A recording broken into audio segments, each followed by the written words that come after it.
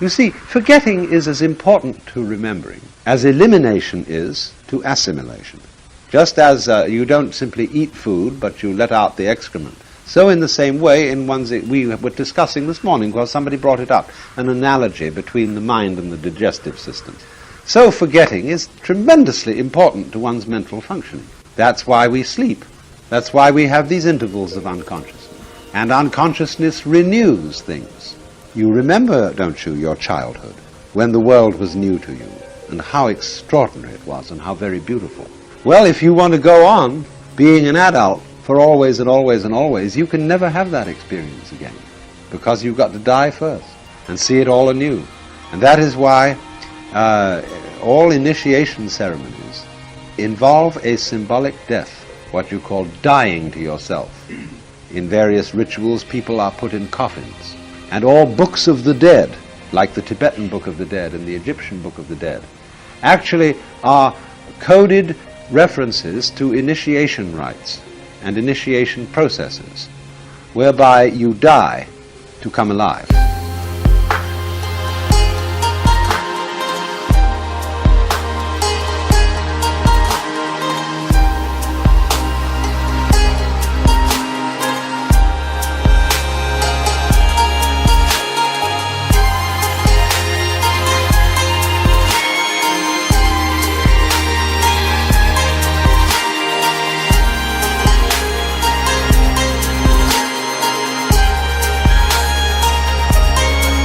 Thinking about death is extremely productive.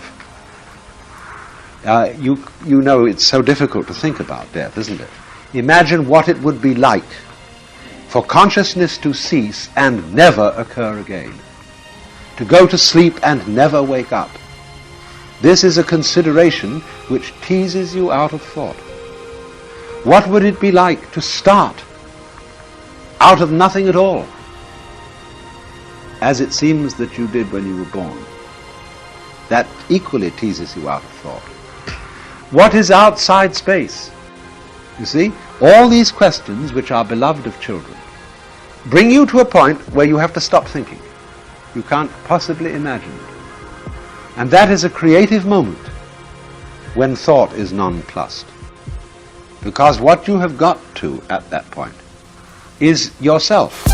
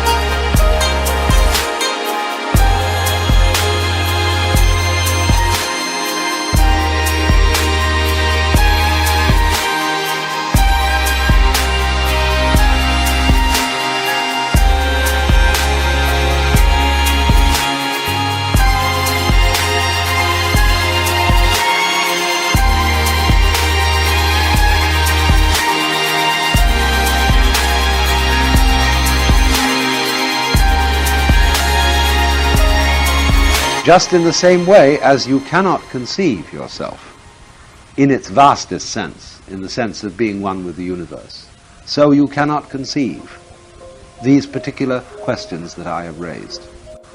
And you will find, if you think long enough about death, about the possibility of your total disappearance, and which will, so far as you're concerned, be the total disappearance of everything else. There's a clue in that, you see, as to who you are.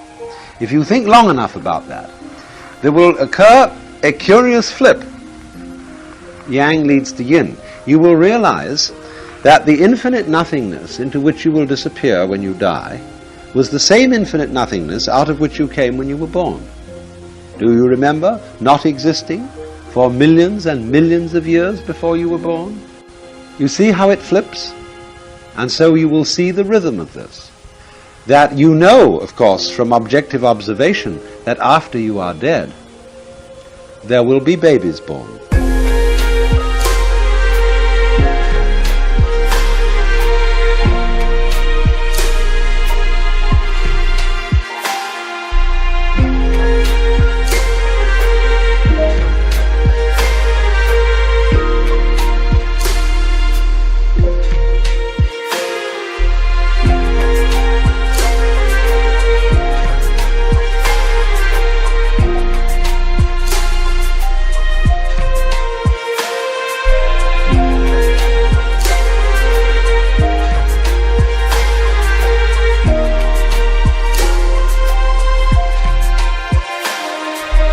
baby humans, baby snakes, baby beetles, baby spiders, baby fish, billions of babies.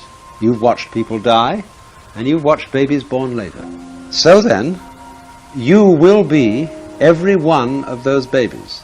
Only one of the interesting properties of being a baby individual is that you can only experience yourself one at a time.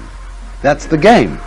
There would be no point in experiencing yourself as many eyes simultaneously, because the nearest thing to that would, of course, have being the self of all the cells in your body, which are coagulated into one individual. But you are all of those ones that are born.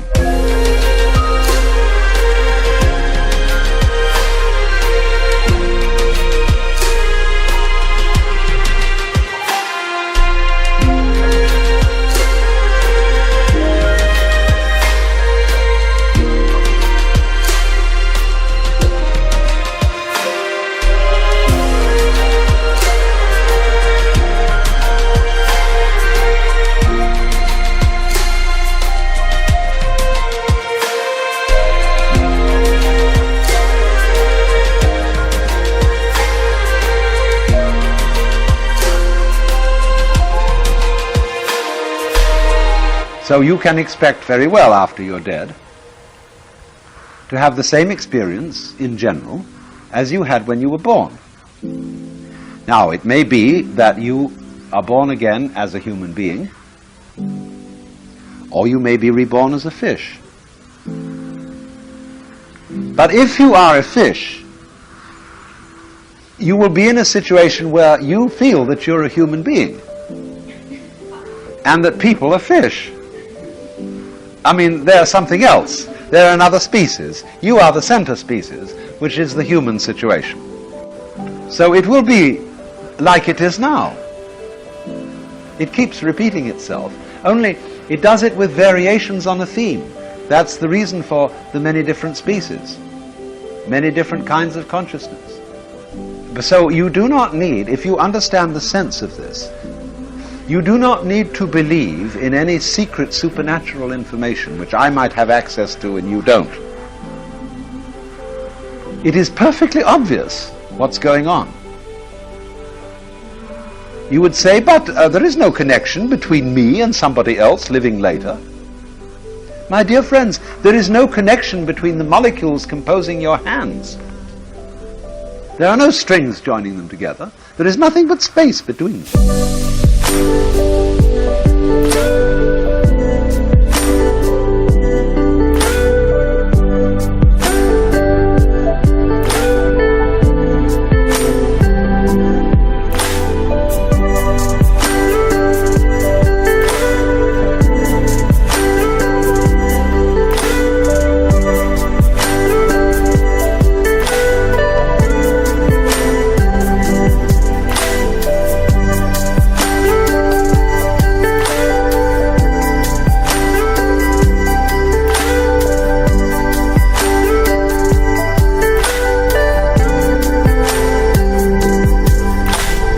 There is, as I talk, no connection between the sounds I'm uttering because they are vibrations. And if you magnified the sounds I'm saying, that means you would have to slow them down on a recording system. You would eventually get something that would go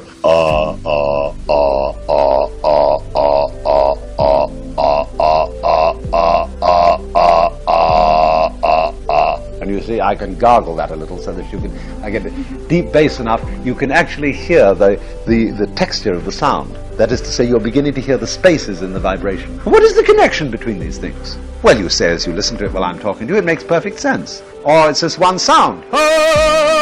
Sounds like it's one sound, continuous, but it's not. It's discontinuous. But when you look at it from far enough away, it looks like it's continuous.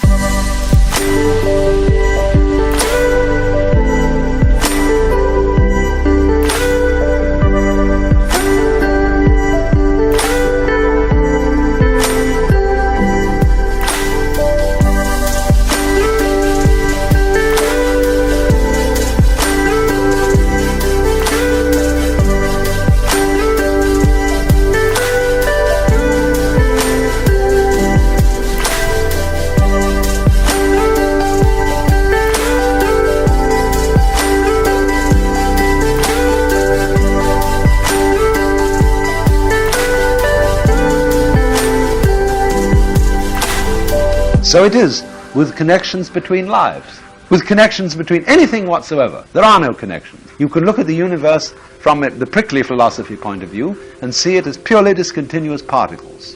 Put, put, put, put, put, put, put, put. Machinery.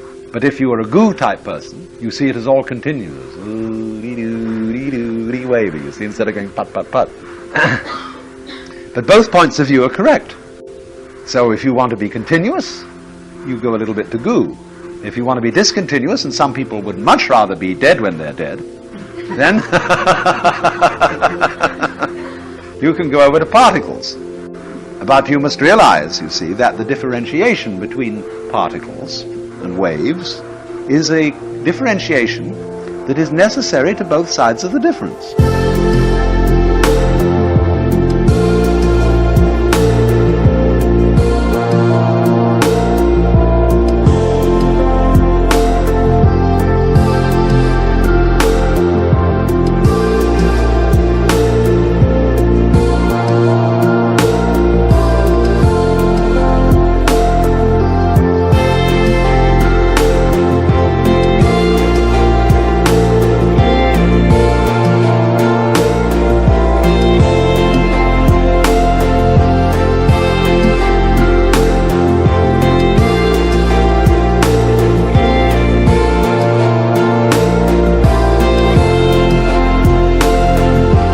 Always find this is so. Whatever kind of duality you make, you will never be able to escape non-duality, which is what holds dualities together. So, cheer up.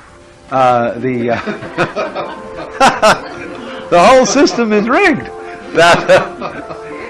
You're it. Now you see, our very existence is a rhythm of waking and sleeping, eating and moving, and that's all we're doing.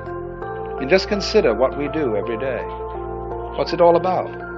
Does it really mean anything? Does it go anywhere? It's just because we want to keep on doing this kind of a hoop-de-da.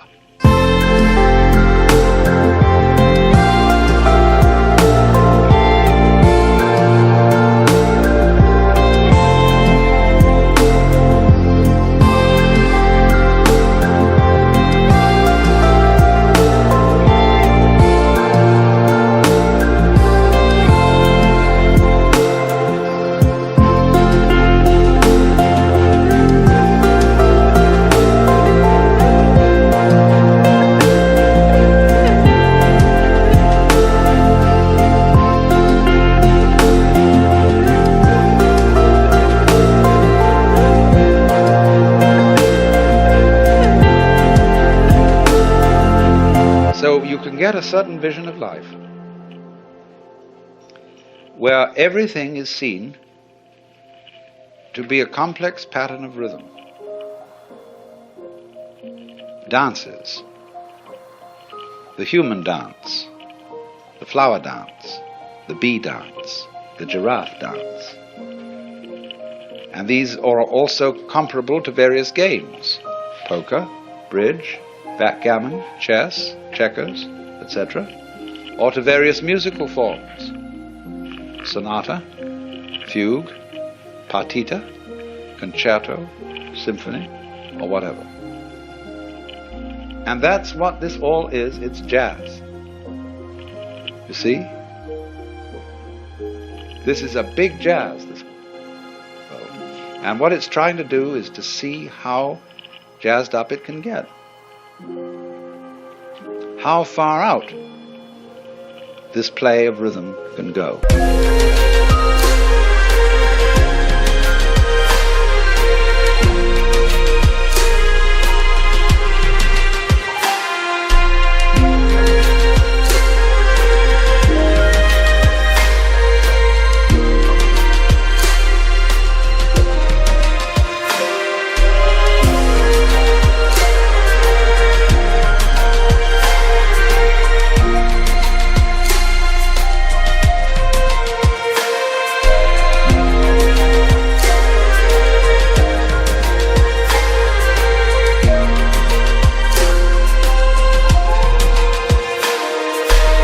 Because that's what we all come down to, you see.